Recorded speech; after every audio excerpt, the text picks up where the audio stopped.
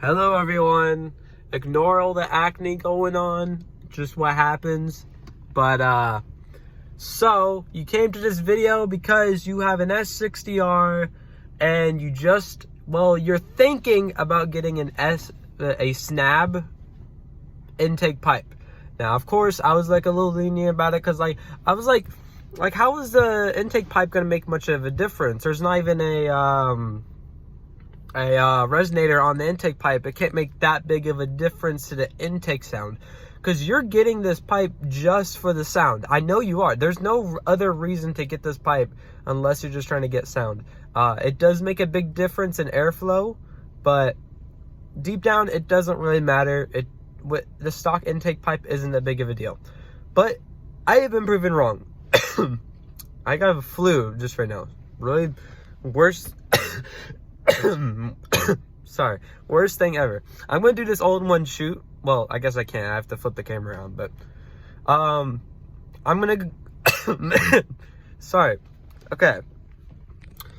Like I was saying, I'm gonna tell you right now, you want to get this intake pipe?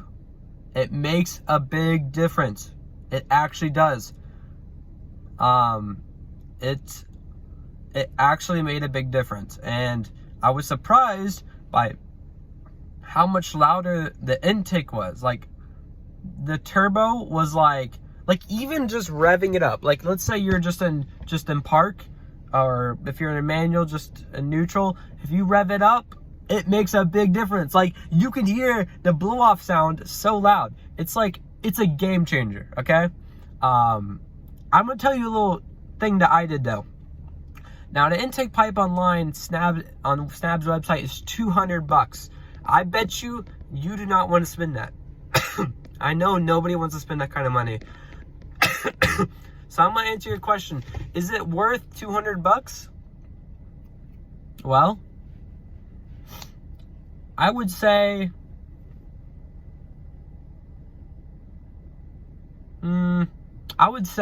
it depends on who you are.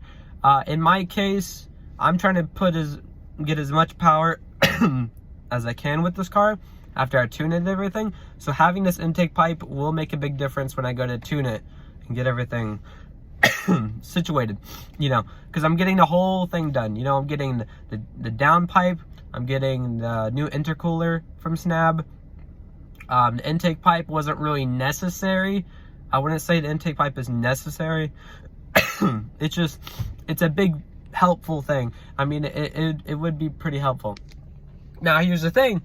I'm gonna tell you a little thing I did though. Go on the used market. I tell you, go on the used market because I got mine for $60. The full thing, brand new, $60 on eBay.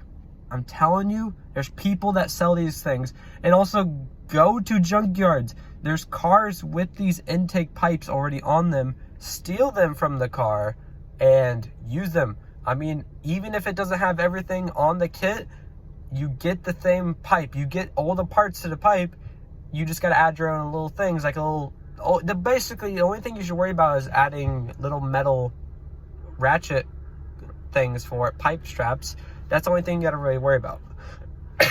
So I would say, yeah, go online. You don't have to spend $200, man. Like, I know it's crazy, but just go online and get it. I can't get by spending $200. Like, I'm new to these Volvos, man. Spending $200 for an intake pipe, like, what the heck? And I was thinking, there's no way Volvos cost us all the time. I went on, the S60 had an intake pipe, and it's like $75. I'm like, what? Brand new? Okay. So the S60Rs are expensive, but I'm telling you, S60Rs, something weird. It's more expensive to upgrade than it is to replace. In some cases, don't take you people in the comment section are going to get all mad at me and be like, well, no, it's actually really expensive. These cars are expensive. It's about the same price. I'm like, no, it's not, dude. You go on eBay, you go on anywhere and get the parts for cheap. If you're just trying to replace, you're good, okay? If you're just trying to get the car running, it's cheap, okay? If you want to upgrade the crap out of the thing and put high quality parts, I mean, if you put any parts in it that are not stock, it's going to be expensive. If you want to upgrade these Volvos, be ready for prices. Don't think you can get by with spending $200 on an intercooler system. Don't think you can get by on that. These cars want more, okay? So you can't just get your Honda Civic. Like on a Honda Civic, you can just smack a $50 intercooler thing. I don't even know how it's $50, but $50 intercooler off eBay, it'd probably blow you away. But like on Volvos, you can't just do that. You can't just smack any generic parts on these things. You got to go get the nice stuff. But like what I said, everybody has their own opinion on cars. If you guys don't like what I said, or I said something different, you guys, some cases, some people have put intercooler systems that are cheap. Like some people have found ways to put right in, just put a cheap intercooler from online. And you do you, okay? I don't care what you do. I mean, but in my opinion, I love putting more high quality parts because I'm trying to make as much power with these cars reliably. And I feel more safe knowing that I put a Snabb intercooler system over, you know, some generic system I made. And no doubt about it, your intercooler system you built, that you bought on eBay, probably works great. You know, it probably is reliable, probably works fine. But in my opinion, I would get stuff that's made for the car. Unless, like my old car, if you've seen my YouTube channel, I used to drive a Camry. I used to do some crazy stuff. But, you know, stuff has changed. I can't just, with the Volvo, I can't just smack a bunch of stuff on it, sadly. I can't really have fun with the car, to be honest with you. I can't hoon these cars and redneck these Volvos. You can't do it. I can't just smack whatever I want on it.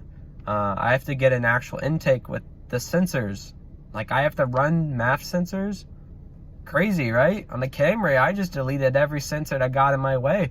It had no O2 sensors. It had no MAF sensors. I mean, I don't even know how the car was running. It only had a throttle body sensor and a transmission sensor. This car had like 6 sensors and it was missing half of them. I have no idea how it was running. But that is Toyota for you. 1996 Camry, man. And I'm gonna tell you what though, when I put the O2 sensors back on it, because I felt like it, I was like, might as well just start restoring the car. Because I went through that weird adult phase in my life where I was like, actually, I don't want to upgrade anymore. I just want to restore. And I started restoring the car, putting new sensors back in it. And of course, the car got like a big power boost. I noticed like a performance increase by like a lot when I put the O2 sensors back on. Surprise! You put O2 sensors back on the car and it's got like 50% power. The car probably was delivering so much fuel to the engine, it didn't know where to deliver. So yeah, blow my mind. It probably needed them. The car was probably riched out so much the cylinder walls were caked. You know, that the engine was probably about to blow because it didn't know how much fuel to deliver. Probably was delivering large amounts of fuel, or it was crazy lean. I don't know, but the car was running. And you know, that car was fun, but I bought a Volvo. Another financial decision I shouldn't have made. But I tell you what, I love these cars. I'm actually sitting in it right now and it's running because I love idling it for hours, of course. I love putting a bunch of idle hours on my car because this is such as a car I call idle cars. A Camry, it had headers on it, no cats or nothing, and it was barely running. I tell you what, idling that thing was like a miss and blow kind of thing. Like, you didn't know if you should keep it running because you didn't know if the engine was gonna blow up. It's like a 2-stroke, man. It does not like the idle. I'm surprised it even did idle. So I tell you what, yeah, let me show you the intake, because that's what you want to see, right? You want to see the intake. So you wanted to see the intake. It looks like it's about to rain. What the heck? I came out here to play football. There's the intake place. Beautiful. All the way back there. I kept the stock intake because, I don't know. Also, when you're installing this intake, be careful about this. You see them little lines there? Be very careful. So, as you just saw the intake, I wanted to show you if I can tell you some more things about it. First thing is, be careful with them lines. I don't know what they go to. I don't want to get into it. I probably could figure it out, but like, I don't really want to research it. And you Volvo guys will be like, tell me everything about it. I don't want to know about it. But here's the thing.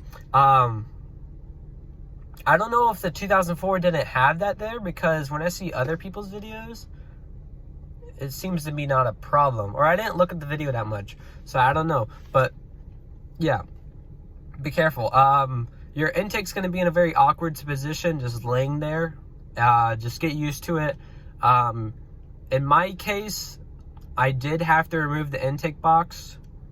Actually, I don't know if I needed to. I guess I didn't have to, but I was like, there's no way I'm working on this car with this intake box in here. But I'm lucky I did, because them little copper lines are in the way and I can't put the intake in. So the intake box would have never worked out because that little lines are there. I think that's like another YouTuber, the guy with the beard. Don't know what his name is, but he's like he probably makes the best upgrade videos for these cars, but they're like the least informational. Like, I tell you this, like, he makes good videos. I'm not like, if you're watching this, you make good videos. I'm just saying, every single time you do it, like, you leave out some fatal information. You know, like, okay, you installed the intake.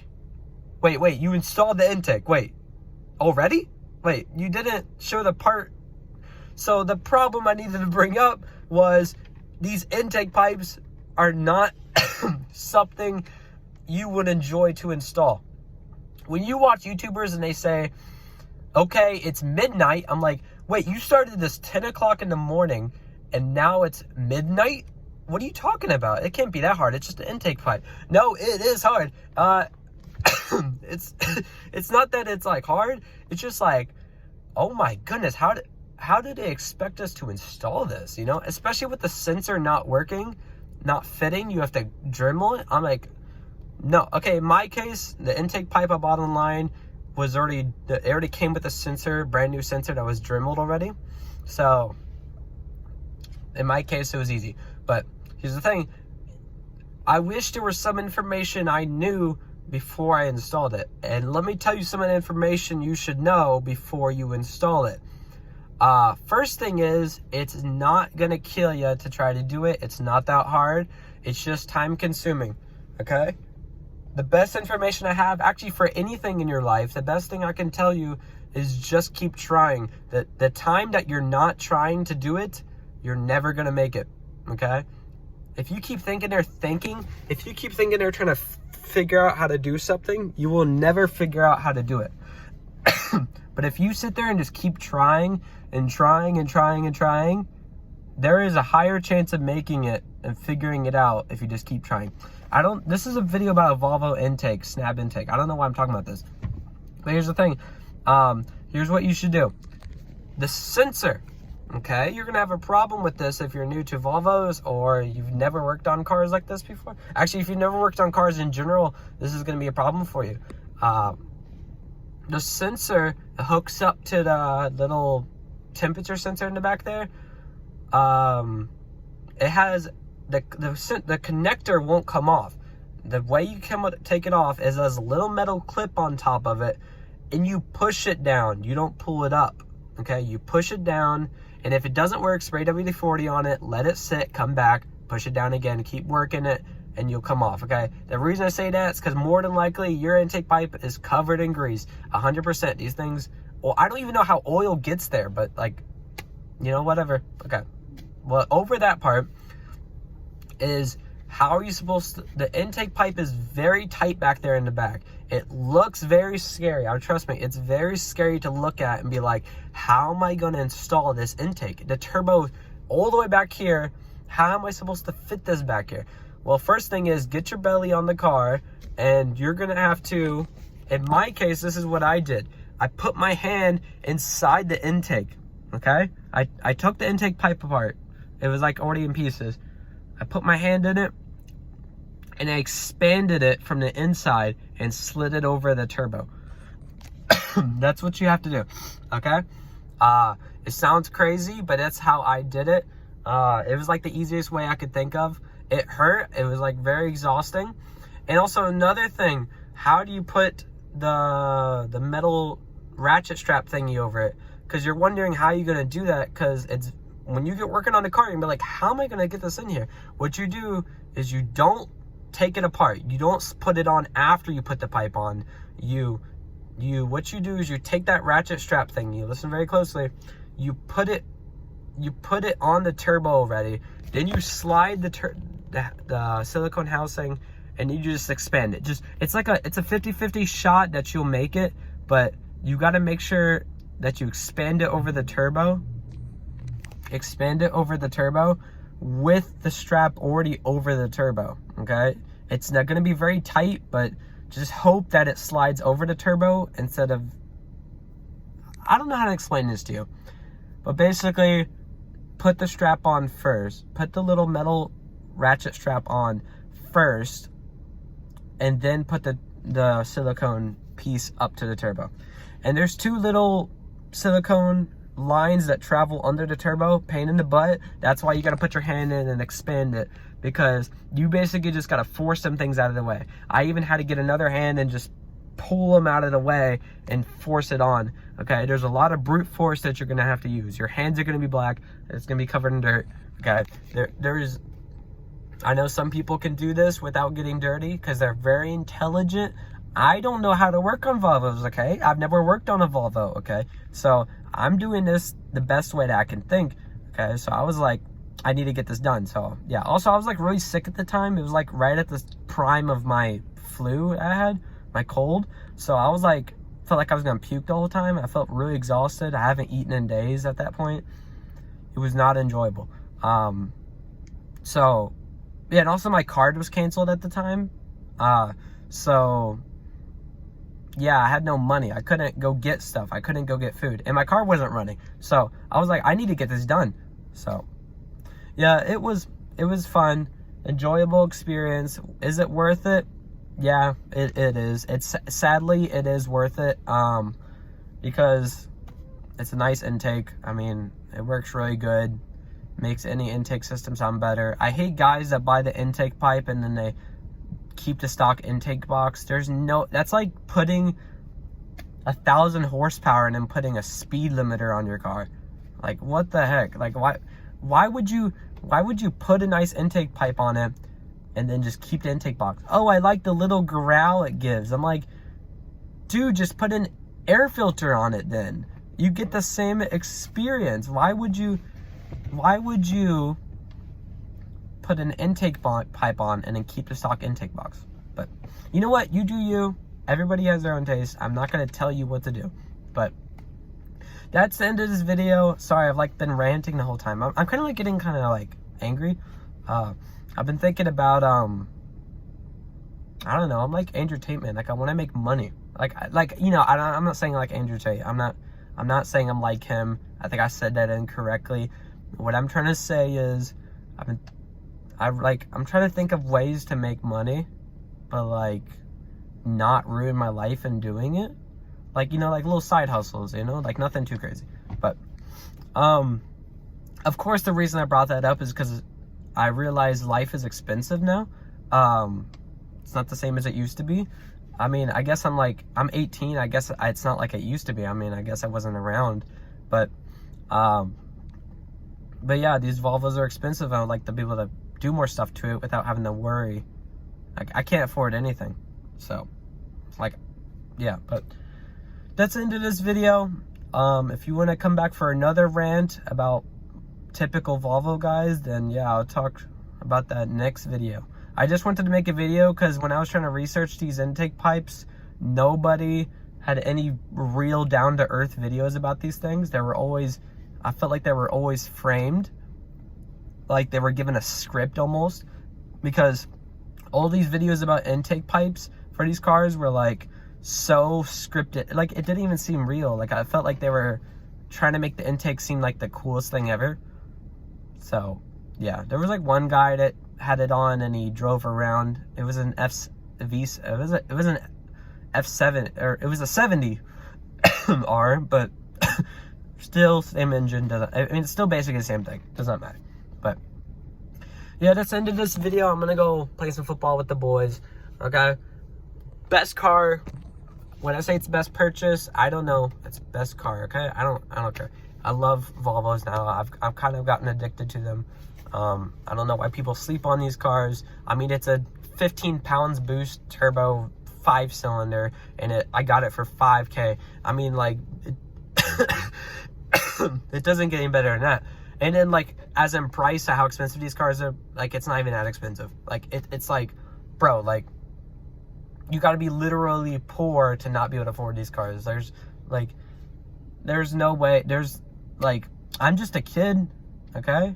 I work part-time, and I can afford this car. So, I mean, just don't go get food and just pay for gas. I mean, you know, instead of going out to eat, go put gas in the tank. I mean, that's pretty much the life of a Volvo. So, like, when they were designing the S60R, they were like, oh crap, gas mileage. Oh crap. Well, the expected date for this car to release is now. I guess we could just forget about having good gas mileage. So, yeah. Yep. Like, take all your money for gas, bro. Like, I can't put this car in sport mode. I want to put it in sport mode sometimes, but then I'm like, oh yeah, the gas gauge will literally go down quicker than the heat gauge goes up to reach temperature for the engine. That's right. But especially if you like the advanced mode, basically, like, these cars are cool, okay? But, like, when you put it in advanced mode, it, like, rev hangs and everything, and I'm like, there goes my gas. It's sitting at 3,000 RPMs just cruising. I'm like, that my gas is gone when I'm just cruising. But, I mean, I like that feature because it keeps the turbo kind of spooled up, which is really smart, I guess. But, like, at the same time, I'm like, I don't know, like, did they expect us to be racing these things? I mean, it's a Volvo. I mean, it doesn't race. Like, when you see these cars, it doesn't really scream race car. It's like, when you get in it, though, it's like really quick. Like one guy said on a YouTube video, I don't know who it is, but these cars are kind of in the middle of everything. Like I'm saying, it's kind of like a sport car. It's not really that sporty, though. It's kind of like a luxury car. It's not really that, like, luxury, though. You know, it's kind of like in the middle there. Like, it doesn't really peak at anything, really. But the thing is it does really good at some things. That's what one guy said. He was reviewing a black T8 car. It was like a hybrid. Because these cars he did make a good point. These cars will sometimes excel in, like, one thing, which is weird because, like, for example, this car, like, I don't really know what the S60R excels in. From my experience, I feel like it excels in just, I don't know, just being fun. I think it's really good at feeling like, I don't know, really. I think it's just like in the middle of everything. It's like, it has a lot of nice features, but, like, if you think about it, a lot of cars like Mercedes at the time and BMW were doing a lot better. Like, this sounds crazy. I got in this car and it's so cool, but then, like, some cars had air ride suspension at that time.